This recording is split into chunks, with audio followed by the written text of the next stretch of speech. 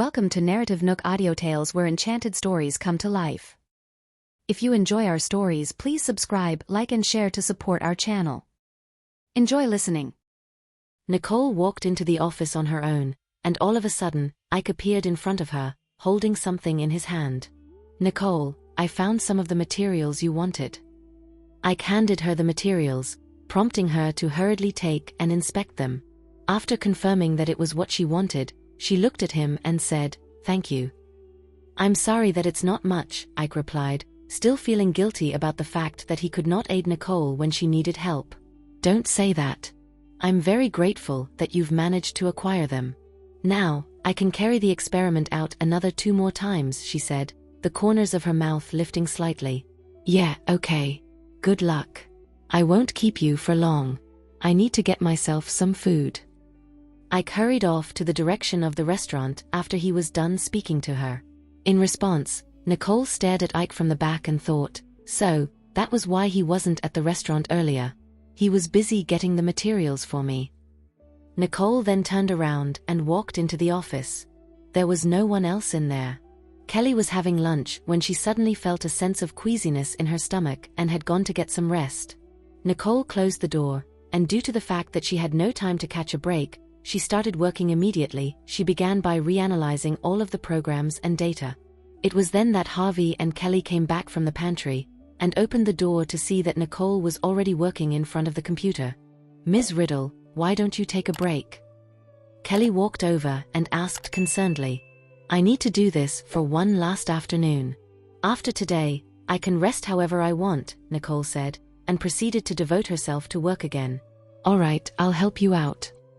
Kelly immediately returned to her seat and worked. Noticing that they had all begun to work, Harvey naturally went with the flow and said, "I'll help out too." Nicole glanced at him, the corner of her lips curling up slightly, as the 3 of them got busy in the office. "Kelly, can you send the files over?" Harvey asked Kelly. "Okay. I'll send them to you right away."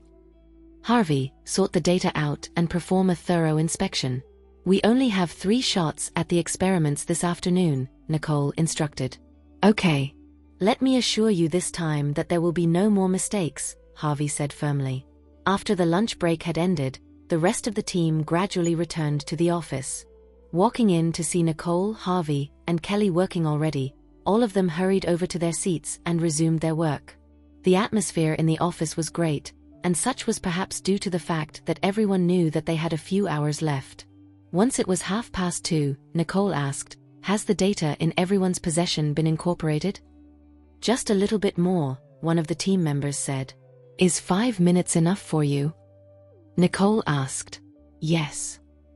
Nicole took advantage of this by ordering them to work on the equipment. "Clean the equipment up again." "Okay. Are you ready now?" Nicole asked once more after 5 minutes had passed. "We're ready," everyone said in unison. Nicole looked at the person in charge of the equipment, and the staff proceeded to press the button on the contraptions. Everyone was staring at their computers, with Nicole focusing her gaze on the equipment at the same time.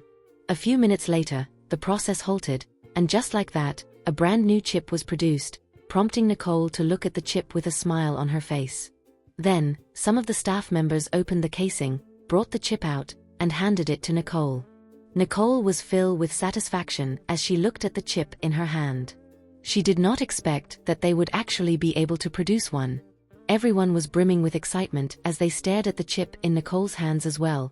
They had finally succeeded in producing the chip after working on it for so long. Then, Nicole walked up to an engineer and ordered, "Test the chip." "Okay." The engineer grabbed the chip at once and inserted it into another device for testing purposes. Everyone gathered around to watch, and just like Nicole, they kept their eyes on the screen, not averting their gaze for even a moment. The test result appeared on the screen after a while, with Nicole staring at it intently. The results showed that the performance of the chip they had made was not up to standard, prompting her to make her way back to her seat in disappointment. The excitement that had filled the room earlier dissipated at once. All of them fell back on their seats in frustration, and the office suddenly became quiet. After a long while, Harvey stood up and said, "Let's not be discouraged. Although the performance of the chip is not up to standard, we've at least made a breakthrough. We've actually produced a chip. Nicole, don't you think so? Harvey deliberately asked her. Nicole raised her head to look at Harvey, after which she stood up and said, "What Mr. Harvey said is right. We've successfully produced a 4-nanometer chip, and as for the performance, we can keep trying. It's not time to get off work yet, is it?" "Yes, Miss Riddle is right. We've already produced a 4-nanometer chip. There's no doubt that we can improve its performance," an engineer echoed.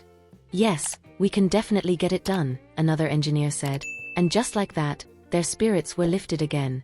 Nicole darted her eyes to her periphery and said, "Nigel, share the set of results that showed that the chip wasn't working as well as it should. Let's find out what the problem is."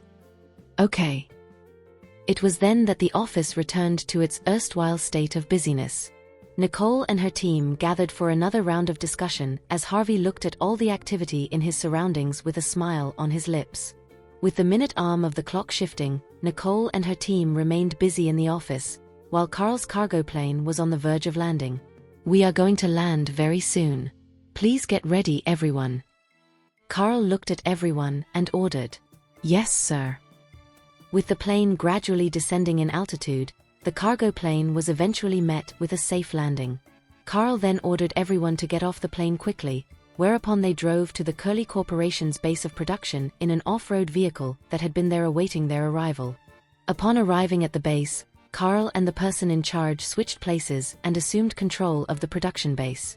The first team will be divided into two, with one guarding the exits and the other the entrance. Carl looked at a group of people and ordered, "Yes, sir." The second team will be divided into 4, and all 4 will be patrolling the perimeter of the base. "Yes, sir." "Mr. Pierce, tell your men to guard the entrances and exits of the base." Carl looked at him and ordered. "All right, I'll get my aide to do so right away," the person in charge said. Carl responded with a slight nod, after which he turned to the 3 groups and ordered, "The third group will be divided into 6 teams, which will be in charge of patrolling the base." "Yeah." Carl looked at Mr. Pierce and said, "Mr. Pierce, where's the central control room?" "This way, please." Mr. Pierce immediately understood what Carl meant and proceeded to lead him to that room. Carl and the men who had stayed behind followed Mr. Pierce to the central control room, after which he opened the door and began with the process of inspection with his men. After he had examined the surveillance system in the room, he turned around and ordered, "Install some surveillance cameras outside." "Yes, sir." As the whole area was being set up, Carl stayed back in the central control room and took over from there. On the other hand, Nicole was now running the very last experiment for the day in an office at the research base. Everyone's eyes were fixed on the screen, holding their breaths as they watched the endless flash of numbers. As they did so, Nicole began praying mentally, hoping that they would succeed this time. Ding. The results appeared with a ding, and once everyone had seen it, they breathed a long, collective sigh and left in disappointment. Nicole was devastated when she saw the results on the screen, as she had been met with another failure in spite of the fact that she had already tried her best. Is it really impossible to develop this chip? At that moment, several men opened the door to Nicole's office and waltzed in with Ike, causing everyone to turn their gaze at the door. Nicole looked at them and instantly understood why they came over. "You're all here to see the results, right? Come with me." Nicole brought them over to Nagel's computer right away and said, "Nagel, show them the final results." Nagel looked at Nicole and reluctantly computed the results. Then, Ike and the rest proceeded to look at the results, before turning back to Nicole. "Ms. Riddle, we've already anticipated this outcome. We only agreed to your idea because of Mr. Harmon. Now that the experiments have ended, please merge with Ike's team, starting from next week." One of the men in charge stepped forward as he looked at Nicole. He had always been opposed to Nicole, and thus, he felt vindicated. "No problem," Nicole responded flatly. Then, she turned to the people who had been by her side for the past few days and gave them all a grateful smile. Hearing this, everyone stood up and stared at her. "Thank you for the effort you've put in for the past few days. I have let you down, and I'm sorry." Nicole nodded and left the office. "Wait up. Kelly ran after her. Nicole ran up to the rooftop with Harvey in hot pursuit. Once they were on the rooftop, he stared at Nicole from the back and maintained his silence. Then, he slowly walked up to her side without uttering a word and proceeded to watch the sunset with her. After some time, Nicole finally spoke. "Maybe that guy was right. I've been wrong from the very beginning." Nicole felt that she had wasted everyone's precious time. If they didn't follow her, she could have done something more practical together with Ike, Harvey thought. No one knows what's right or wrong until it has actually been done. Only the people who've tried know what is wrong. Harvey began to feel bad for her as he looked at her. She didn't have to do this, so why is she taking on this burden on her own? "Yeah, I know now." Nicole laughed at herself. "Maybe you've just started. You're far from done here." Harvey saw Nicole's blood, sweat, and tears poured into her work for the past few days, and he believed that she had not reached her full potential just yet. Nicole looked at him after hearing what he had just said. "Just started?" "Yeah." Nicole squinted her eyes slightly as she watched the sunset. Kelly had tried her best to chase after them, but Harvey was nowhere to be seen. After searching high and low, she decided to head back to the office and wait for them. Suddenly, the door to the office swung open, and Kelly looked over to see Harvey and Nicole, at which point she immediately walked over and asked, "Where have you been, Ms. Riddle? I've been searching for you everywhere." "Don't worry, we're fine," Nicole assured as she noticed Kelly's worried expression. "Did they erase the data?" Nicole asked Kelly. "No, they just removed the equipment," she responded. "Good," Nicole uttered, relieved as she made her way back to her computer. Then, Nicole went ahead and began working on her computer while Kelly looked at her in confusion. "Ms. Riddle, what are you doing?" Harvey answered before flashing them a leer, "One day you'll know." Kelly was speechless as she did not understand what he was trying to say. "Done." Nicole deleted the data on her computer before shutting it down. "Let's go." Nicole gave Harvey and Kelly a glance as she walked out of the office. In the hallway, Nicole bumped into Ike, who was making a beeline for her. "About today, Nicole, you don't have to take it to heart. Look at it from a different perspective. You can still develop the chip next week, and we can still work together," Ike consoled Nicole. He had been longing for the day when he could work with Nicole, so that he could derive some fun and motivation out of it. "I'm fine, Ike," she replied. "I was going to look for you as well." "Me really?" Ike asked, shocked and confused. "Thank you for taking good care of us for the past few days. I won't be coming over next week, but that doesn't mean that I won't be coming here anymore." "Really? Are you flying back to your country?" Ike looked at Nicole, surprised as he did not expect his unfulfilled hopes to be crushed just like that. "Yeah, I've got matters I need to attend to over there," she said. Ever since Nicole returned to Lanningborg, there was not a day where she was not worried about the recent developments of the beacon, causing her to give Martin calls from time to time. "Don't be upset. I'll still come over to pay you visits from time to time. I'll be there to welcome you if you ever find yourself in my town as well. Anyway, bye for now." Nicole gave Ike a polite smile before leaving with Kelly and Harvey. Ike wanted to ask her to stay, but he had no reason to do so. Hence, he could only watch her leave until her figure had disappeared from the corridor. Ike sighed and punched the wall with regret. If I didn't mess with the equipment, Nicole's chip might have succeeded by now. That way, she wouldn't have to leave this place, and I could see and talk to her every day. In actuality, regardless of whether Ike messed with the equipment, Nicole would still not be able to develop the chip with the existing setup and technical support. Indeed, the lab was not equipped to accommodate the development of Nicole's chip. The trio got into the car, and Nicole proceeded to drive off to her hotel. However, she did not anticipate that the person who was hiding outside of their base to immediately follow her when he saw her leaving.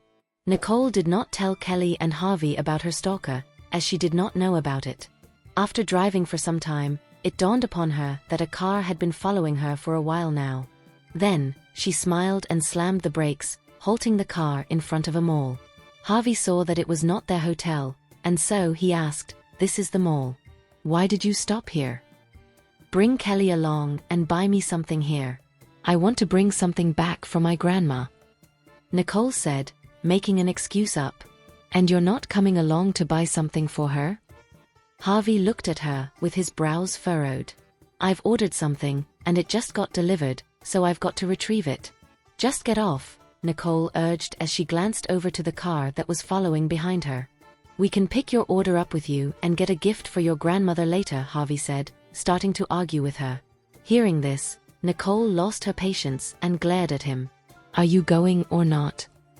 Seeing that Nicole was angry, Harvey acquiesced. Fine. Just remember to pick us up once you're done, okay? Just get off. Nicole rolled her eyes at him. Harvey and Kelly closed the door, whereupon Nicole zoomed away. Harvey watched as the car sped off into the distance and decried her. Did you see that, Kelly? She left just like that. Harvey, let's just get the souvenirs. Ms. Riddle will definitely give you another round of lectures when she comes back if she sees that you haven't gotten her anything, Kelly replied. After having spent so much time with Harvey these days, Kelly knew him a lot better now. She knew that he was soft-hearted, in spite of his propensity for snide words. Why would I be the one getting a lecture? Wouldn't you be empty-handed yourself? Harvey looked at Kelly, who was walking into the mall. Nicole parked her car at a random spot in the basement of a hotel and entered the building after getting down from her car. The car behind her was parked somewhere close by as well. It was then that the man eyed the hotel and proceeded to follow her in. Nicole deliberately concealed herself at one of the corners in the hall before she continued walking, as the stalker advanced upon discovering that she had disappeared into the premises. The second he reached the entrance, he saw Nicole making her way to the end of the hallway before turning right. He ran after her at once, but was quickly left confused. There were plenty of rooms, and he had not managed to see which room Nicole had gotten into, so he could only sneak over and try his luck with each one. When he reached the first door, he placed his ear against it. After having not heard anything for some time, he moved on to the next one and did the same thing. However, the next was thrown open the minute he leaned against it, whereupon an arm with a powerful grip reeled him in. Why are you following me? Nicole grabbed his neck and pinned him against the wall. I didn't, I'm just passing by, the man fumbled, resorting to denial in spite of the fact that he was fearing for his life. Passing by? Do you really think I didn't know that you've been tailing me even when I was back in my home country? Are you really trying to deny it? Nicole shot back in forthcoming fashion as she glared at him. The man did not expect that Nicole had known about him for such a long time, so his eyes began to wander. He did not know what to do. I'll give you a second chance. Why are you following me? Who sent you? Nicole's urged, her glare ever scarier, as if she would murder him if he remained tight-lipped. Well, Mr. Wyance sent me to protect you. Nicole knew that he was still lying, so she tossed him onto the ground and stomped on his chest. At that instant, the man tasted the coppery tang of blood in his mouth. I'll spill. Please, don't kill me. That person looked at Nicole, terrified. Go on. I was sent by the McCarthy family. McCarthy? Do you mean Joyce McCarthy? Nicole glared at him. The man nodded, after which Nicole took a deep breath and lifted her foot off his chest. Then she left the area, but not before she kicked him once more, knocking him unconscious. Once she had left the area, she got to her car and made her way back to the mall. Come out, Harvey. Nicole beckoned through the phone. We need more time as we're not done yet, Harvey replied. Are you back already? Yeah, I'm about to reach the place where I dropped you off, she answered. Why don't you come in and find us? He asked. It's okay. Just come out when you're done. I'll wait for you in the car. Nicole said, not wanting to enter a mall filled with so much noise. You were the one who wanted to buy something for your grandma, and yet you don't even want to get down of the car, Harvey mumbled. What did you say? Nothing. Well, see you when we're done. Harvey hung up right after he was done talking to her. Meanwhile, the person who had just been fired by Martin had left his hotel for the streets. He was on high alert, and was constantly glancing around to see if anyone was tailing him. It was evident that he was experienced in this field. In addition, he spent a lot of time walking in circles around the block before entering a quiet store. Though he was vigilant, he was still not able to elude Jared's men. When they saw him walking into the store, one of them stood guard at the front entrance, while the other waited at the back door, blocking all of his escape routes. In the store, the man made a beeline for the furthest room, where another guy was seated, monitoring the surveillance cameras. "Boss, I've been noticed." "You piece of shit." The man monitoring the surveillance footages kicked him. "Why did you come back here then? Do you want to lead those people here?" "I've checked, and no one followed me here," that person said affirmatively. The other man glared at him before letting him go. "Get up. Just keep an eye on Martin's factory. They're still rebuilding it, right? Just let them do whatever they have to do, as we've got bigger fish to fry," he said, before whispering something into the other man's ear. "I see," the man who had walked in said. "I'll head back now then." "Yeah, I'll update you on the next step." "Yes, boss." "Attention, that man just came out," one of Jared's men reported. "Follow him." Max walked into Jared's office to report the news to Jared. "Mr. Johnston, our men have found that the person who started the fire had just met up with another person in a store." "What should we do now?" Jared thought about it, and proceeded to order, "Don't do anything if you can't spot any of the McCarthys." "Yes, sir," Max uttered. "Any updates from abroad?" Jared asked Max. "Not yet," Max said. Suddenly, Max's phone rang, prompting him to quickly answer the call. "Is Ms. Riddle injured?" Max asked with concern. Jared immediately grabbed the phone. "It's Jared Johnston here. What just happened?" "Mr. Johnston, Miss Riddle took care of her stalker, who had already passed out by the time we arrived." "Is Nicole hurt?" Jared asked anxiously, as Nicole was probably the only person who could make him worry. "We can't tell for now, but our men are following her already. We will hear from them soon." "You must report to me the minute you receive any news regarding Nicole," Jared ordered. "Yes, Mr. Johnston." "And what are we going to do with Ms. Riddle's stalker?" Max's man asked. "Get him to rat his boss out," Jared heartlessly said. "Yes, sir," the man said. Jared then tossed the phone back over to Max with a dark look in his eyes. He was extremely worried about Nicole and was afraid that she had gotten hurt. If she was, he would never go easy on the person who had inflicted injuries upon her. "We're back," Harvey said as he opened the car door. "Why did you buy so many things?" Nicole remarked, noticing that they were struggling to hold that many bags. "We had to buy more for Grandma. That way, we can show her that we're sincere." Harvey smiled at Nicole. "Fine." Nicole reached out to take some of the gifts off Harvey's hands before driving back to the hotel. In the hotel, Harvey asked her, "What time is our flight tomorrow?" "I haven't booked us a flight yet, so I'll send it to you when I'm done," Nicole responded. "All right, I catch some rest now then." "Me too." "Okay." Once Harvey and Kelly had left, Nicole began to think about what the stalker had said. As Joyce had already placed a target on my back, wouldn't Martin be as well? She thought, during which she quickly pulled her phone out to call Martin. "Martin, how's the rebuilding coming along?"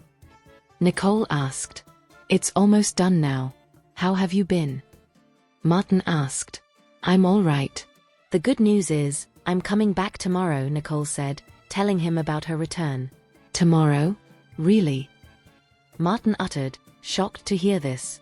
"Yeah, when have I ever lied to you?" she asked. Nicole felt a lot better as she thought about returning home. She had not been feeling too well due to the failure with the chip she had been developing. "Great. What time's your flight?" "I'll pick you up upon arrival," Martin said excitedly. "I haven't booked my tickets yet." "You must be busy at the factory, so it's best if you don't come over." "I'm not alone anyway." "I have Harvey and Kelly with me," Nicole declined, as she did not want to trouble Martin, knowing how busy things were at the factory. "Oh, I'll just give you a warm welcome once you've arrived home safely then," Martin replied, not as worried anymore when he heard that she was not alone. "Sure. By the way, was Mr. Johnston informed about your return?" Martin suddenly asked. Nicole remained quiet for some time and figured that there was no need to hide this from Jared. After all, he would know this sooner or later. I don't know, she said. I haven't told him yet. Oh, just let him know.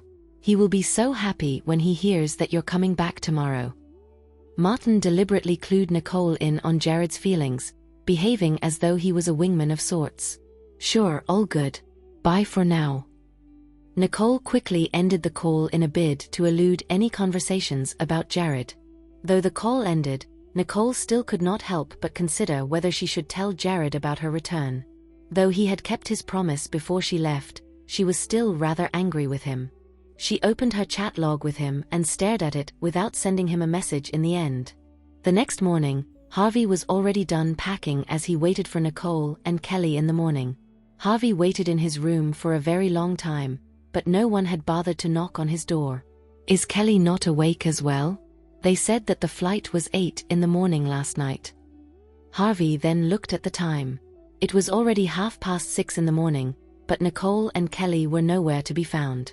Harvey left his room and went over to Nicole's room before knocking on the door, and as expected, nobody answered the door, even after a long time. Is she still sleeping? I'll just head over to Kelly's room then. He went over to Kelly's room and knocked on it. After a while, the door opened, revealing Kelly, who was garbed in neat clothing, showing that she was already done preparing. Kelly, let's have breakfast in 5 minutes, Harvey said. Sure, Harvey. Did you just come from Miss Riddle's room? Kelly blinked at him. Yeah, why? Harvey frowned. Is something wrong? Is Ms. Riddle awake? I don't think so. Since you're here, you should wake her up. Harvey said. He could not enter her room, but if he could, he would have already barged moments ago. Okay, on it, Kelly said. I'll be waiting for you in the restaurant upstairs, Harvey said, and made his way to the dining area a floor above. Kelly closed her door and knocked on Nicole's. After some time, Nicole opened the door to see Kelly standing outside. Good morning. Good morning, Ms. Riddle. Kelly followed her into the room after closing her door. Why are you up so early? Nicole asked as she took a seat on the couch. I don't think I'm early. Harvey is already waiting for us in the restaurant, Kelly said, before she proceeded to tell Nicole about her conversation with Harvey. Harvey sure is excited to return home, Nicole said, making fun of him. Go ahead and meet him first, Kelly. I'll see you in a bit. Sure, bye for now. Kelly turned around and left Nicole's room, having done what she came here to do. In the dining area, Harvey was seen drinking his coffee leisurely. He was in a good mood. When Nicole returns home, she won't be spending as much time with me already. Strangely, why do I not feel worried anymore? Indeed, Harvey was confused, but he was also feeling a sense of relief. He placed his coffee down, and the moment he saw Kelly walking in on her own, he creased his forehead and waited for Kelly to take a seat in front of him before asking, Why are you alone? Where's Nicole? She said she'll be here in a bit, Kelly replied as she picked the menu up. Harvey gave her a light nod before taking another sip of his coffee. What did you order, Harvey? Kelly asked. Just a cup of coffee. Harvey swirled his coffee in front of Kelly. In response, Kelly nodded and asked, Are you waiting for Ms. Riddle? Harvey coughed as Kelly had exposed his true intentions, but that did not stop him from offering her a serious response. No, I'm just used to drinking coffee before ordering a meal. Harvey then placed his cup down and started browsing through the menu. Meanwhile, Kelly was staring at him with a hint of disappointment in her eyes, before calling a waitress over. After she was done, Nicole appeared and made a beeline for their table. Seeing this, Harvey fixed his eyes on her and said, Morning. Morning, why are you up so early? Nicole sat down and looked at him before ranging her eyes over the items in the menu. No, I wake up around this time every day, Harvey said in a serious tone of voice. Lies. You'd only knock on my door at around 7 in the morning, Nicole replied, exposing him. In response, Harvey smiled and explained, I was just afraid that you'd still be sleeping, so I'd always come over only after I'm done eating. Didn't you notice that I'd always bring you breakfast every time I knock on your door? Harvey smirked, giving off an air of slyness. It was then that Nicole came to this realization. So that's why. Are you done packing? Nicole asked them while she ate. Yeah, we can leave for the airport once we're done with breakfast, Kelly said. Nice. Nicole flashed them a smile of satisfaction. Soon after, the trio returned their keys, after which Nicole said to Harvey, "Thank God you came over right after, or else it's going to be such a hassle." Hassle? Harvey asked, confused. Nothing. Nicole gave him a blank stare without offering him a word of explanation and made her way to her vehicle. Then, she started the car and drove off to the airport without coming across anything suspicious. With this in mind, she looked at Kelly and said, "Go get us the tickets." "Sure," Kelly uttered. However, once they were all on the plane, people would sneak glances at Nicole from time to time, prompting her to take mental notes of the person's seat. When the plane departed after 20 minutes, Nicole got up to use the bathroom. The second she walked past the person's seat, she peered over to find nothing suspicious about the individual. When Nicole was done using the bathroom, the same person snuck a glance at her again. Nicole noticed this, but opted to pretend as she did not notice this. If this person is a dangerous one, I must not show him that I had noticed him, or else I'll endanger the other passengers. She returned to her seat and looked at Harvey, who was gazing out of the window. "I'll switch seats with you. Scoot over." "Why, what's up?" Harvey asked, confused. "We're sitting just fine, so why is she asking to switch seats suddenly?" "The window seat comes with a great view, so you can have it for more of that," Nicole stated, coming up with an excuse. Harvey had seen one too many sceneries, and so, he could not be bothered to look at one through a small window. "It's okay, you can enjoy it yourself."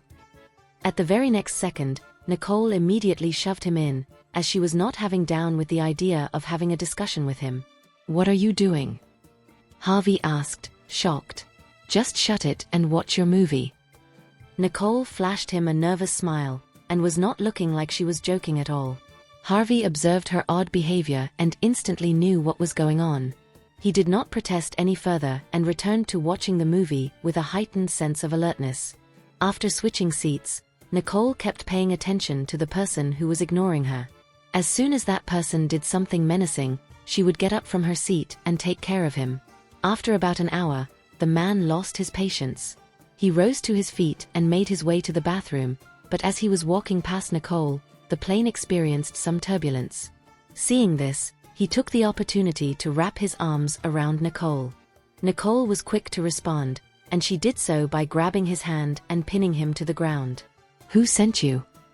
"Hey, slacken your grip." "What do you mean, who sent me?" the man asked in confusion. "Still trying to fake it, huh? Looks like I'll have to make you suffer a little more before you tell me the truth." Nicole bent that person's arm further to the back, causing him to shout, "It hurts." "Do you want me to break your arm before you would answer my question?" Nicole questioned him, her gaze cold. She was not expecting anybody from the McCarthy family to follow her into the plane at all. It was at that moment that the air marshals heard them. They came over and saw Nicole pinning a man down on the floor. So, they approached the man and subdued him before telling Nicole, "We will take over from here." Nicole did not wish to do that, but she figured that as she was still on the plane, she had to give in to avoid getting into more problems. Then, she whispered into the air marshal's ear, "This person is behaving very suspiciously. You've got to find out who sent him here." The air marshal looked at Nicole and gave her a frown before taking the person away. Then, the stewardess came over to calm the other passengers down. Then, Harvey looked at Nicole and asked, "What happened?" "That guy has been following us," Nicole said briefly. Harvey furrowed his brows at once. "Why would he do that? Was he trying to rob us?" Nicole rolled her eyes at him. "It's not that. However, the crisis has been averted now. You'll know what's going on when we get off the plane later." Harvey looked at Nicole with his brow raised. "What's going on? She looks like she knows exactly what that guy is up to." The plane finally began to descend after some time, after which Nicole turned to Harvey and Kelly and said, "You two should head back first." "What about you?" Harvey asked while staring at her. "I'm going to find out what's up with that person who got taken away on the plane moments ago. I'll be fine. Just be on your way now." Nicole signaled for Harvey to leave with Kelly. Okay. Be careful. Harvey left the plane with Kelly right after saying that. Then, upon noticing that the person who got subdued on the plane was getting escorted out, Nicole walked over. The air marshal saw Nicole and said, "You should come with us." Sure. Nicole followed them to the interrogation room, but she was stopped right outside after they had brought him in. Why can't I go inside? I was the one who got him. Nicole questioned the air marshal. I'm sorry. This is an investigation room, and no unauthorized personnel are allowed in there, even if you were the person who got him. You can wait outside, and my colleague will be with you in short order. The air marshal explained to Nicole. Then, he went into the room and slammed the door shut. Nicole caught another fleeting glimpse of the room before she took a seat on a chair outside as she waited. After some time, a few other air marshals approached her. Hello, ma'am. Are you the victim of that which had happened on the plane moments ago? One of the air marshals asked. Yes, I am. Could you describe to us how that person assaulted you? He came up to me at the side and lunged at me. Coincidentally, the plane was experiencing some turbulence, and I was able to pin him down. Nicole said, and told them everything that had happened. Okay, the air marshal said. We have a rough idea of what had happened now, and I think we will arrive to a conclusion soon. We're terribly sorry for what you had to go through. It's fine. Be sure to tell me everything that the person has said in there. Nicole requested, her eyes narrow and stern. No problem. We won't let you down. Well, leave now, so that you may catch some rest here. The air marshals turned around and went into the investigation room after saying that. After 20 minutes or so, Martin called, Nicole, aren't you coming to the factory? Where are you now? Has your flight been delayed? No, I've already gotten off the plane, but there is something for me to take care of at the airport, she explained. Thank you for listening. If you have enjoyed this story, please like and share so others can see it too. Also hit the subscription button and notification bell so you can be notified on our next release. Thank you for your support. God bless you.